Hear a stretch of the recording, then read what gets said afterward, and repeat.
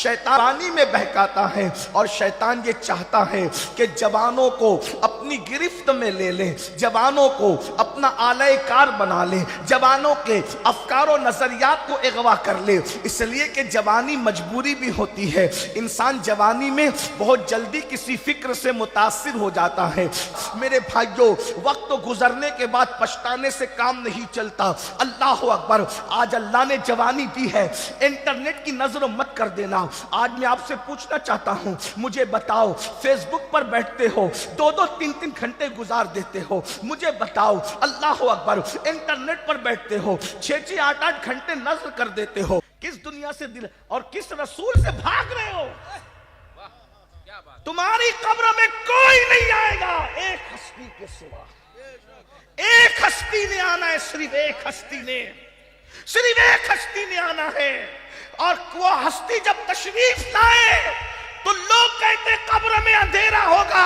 ہم نے کہا جن کی قبر میں ہوگا ہوگا، جو رسول اللہ کا وفادار ہو اس کی قبر میں اندھیرا ہو ہی نہیں سکتا، اس لیے کہ جب وہ تشریف لائیں گے تو میرے امام کہتے ہیں قبر میں لہرائیں گے تا حشر چشم نور کے، جلوہ فرما ہوگی جب طلعت رسول اللہ۔ نعرہ تکبیر۔ آج کی یہ محفل حضرت ملنگ بابا رحمت اللہ تعالی علیہ کے عرس سراپا قدس کے موقع پر اصلاح عقائد و اعمال کے حوالے سے منعقد ہے۔ اللہ تعالیٰ میری آپ سب کی حاضری کو قبول فرمائے۔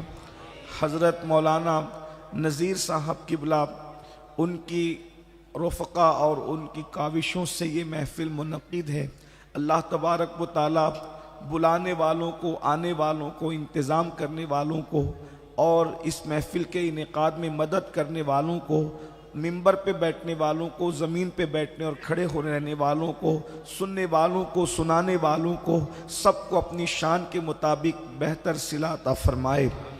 اگر آپ حضرات صرف بھیڑ کرنے آئے ہیں تو ہو گئی ہے بھیڑ، اور اگر آپ کچھ سننے کے لیے آئے ہیں تو میری گزارش ہے کہ آپ اپنے موبائل اپنی جیب میں رکھ لیں، اور یہ جو چینلوں پر پروگرام ریکارڈ ہو رہا ہے یہ بعد میں آپ کو مل جائے گا۔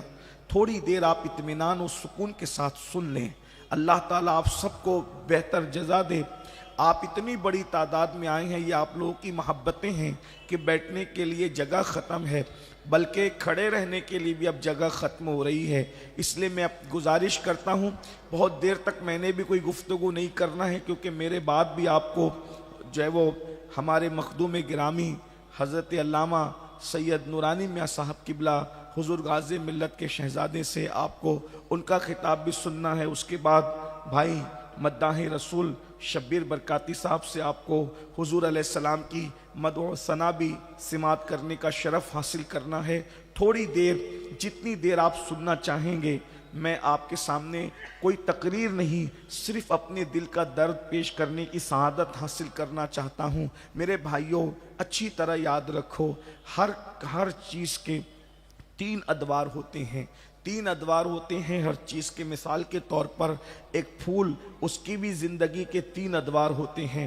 پھول پہلے کلی بنتا ہے، اور کلی بننے کے بعد مسکراتا ہے، اور مسکرانے کے بعد شام ہوتے ہوتے مرجھا جاتا ہے۔ یعنی کہ کلی بننا اس کا بچپنا تھا، کھل جانا اس کی جوانی تھی، اور اس کے بعد مرجھا جانا اس کا بڑھاپا تھا۔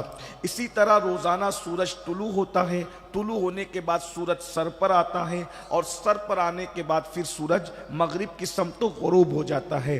یعنی کہ آپ یہ کہہ سکتے ہیں کہ طلوع ہونا اس کا بچپنا ہے، شباب پر آنا اس کی جوانی ہے، اور اس کے بعد غروب ہو جانا اس کا بڑھاپا ہے۔